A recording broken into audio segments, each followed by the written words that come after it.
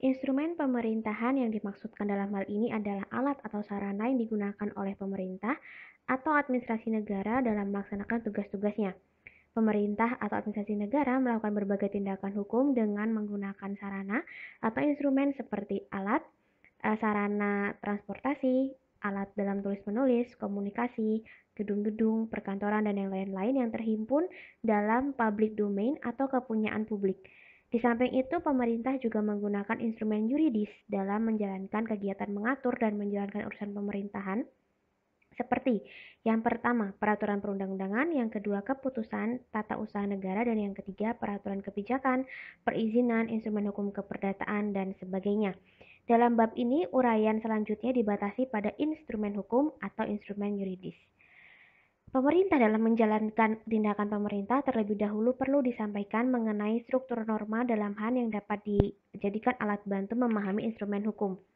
Berkenaan dengan hal ini, Wake dan Willem menyatakan bahwa hukum material mengatur perbuatan manusia. Peraturan norma dalam hukum administrasi negara memiliki struktur yang berbeda dengan hukum perdata dan pidana.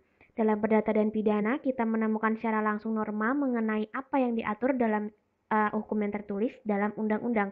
Sedangkan struktur normanya ditemukan pada berbagai bidang dan tempat dalam 2 atau lebih tingkatan. Dan di sana kita harus menemukan norma pada tingkatan-tingkatan peraturan hukum itu. Norma hukum yang terdapat dalam perdata atau pidana dapat ditemukan dalam pasal-pasal, misalnya ketentuan tentang pembunuhan, perjanjian, sementara dalam menemukan norma dalam HAN harus dicari dalam semua peraturan perundang-undangan terkait dari yang paling rendah sampai yang paling tinggi, yang bersifat umum sampai yang abstrak, dan yang bersifat individual serta konkret. Menurut Indro Harto, dalam suasana hukum tata usaha negara itu, kita harus menghadapi bertingkat-tingkat norma yang harus diartikan dan diperhatikan.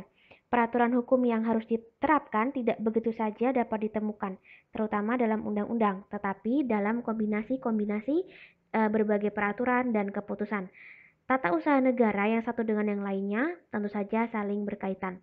Indro Harto juga mengatakan bahwa yang pertama, keseluruhan norma-norma hukum tata usaha negara dalam masyarakat memiliki struktur yang bertingkat dari yang sangat umum seperti dalam undang-undang dan seterusnya sampai pada yang paling individual dan konkret yaitu dikandung dalam penetapan tertulis.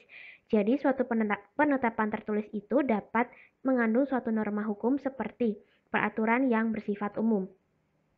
Yang kedua, pembentukan norma-norma hukum tata usaha negara dalam masyarakat itu tidak hanya diberlakukan oleh pembuat undang-undang sebagai pemegang kekuasaan legislatif dan badan-badan peradilan saja, tetapi juga oleh aparat pemerintah, dalam hal ini Badan Jabatan Tata Usaha Negara.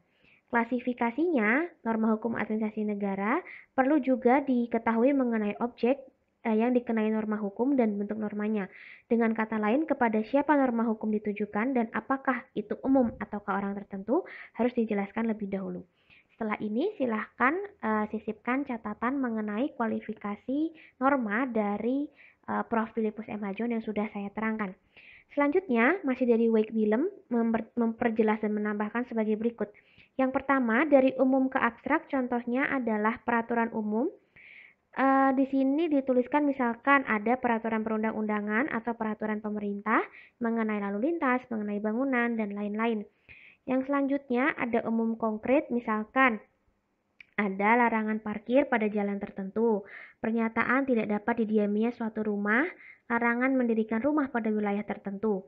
Yang ketiga, individual abstrak, ada izin yang disertai syarat-syarat, misalkan mengatur secara abstrak berlaku secara permanen, contohnya izin yang berdasarkan undang-undang dalam hal lingkungan.